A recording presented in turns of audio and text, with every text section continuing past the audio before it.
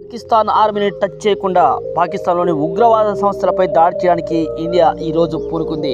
ముఖ్యంగా ఉగ్రవాద స్థావరాలపై బాంబులు వేసింది. ఎక్కడా కూడా పాకిస్తాన్ ఆర్మీని టచ్ చేసే ప్రయత్నం అయితే చేయలేదు.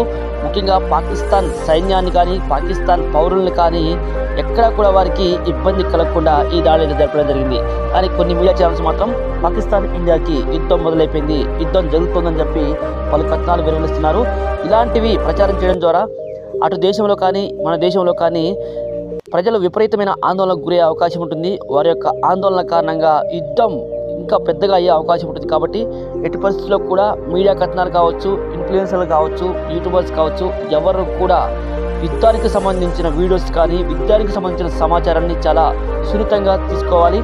దానికి సంబంధించి ఇటువంటి మన దగ్గర ఉన్నటువంటి ఆధారాలను బట్టి మాత్రమే మాట్లాడాలి తప్ప ఏదో ఊహాగానాలు చేసి ఏదో యుద్ధం జరుగుతుంది, అక్కడ యుద్ధం అయిపోతుంది, యుద్ధం వల్ల ఎన్నో నష్టాలు జరుగుతున్నాయని చెప్పేసి ఇక్కడ ఉన్నవారిని భయపెట్టే విధంగా అయితే ఎవరు చేయకూడదు.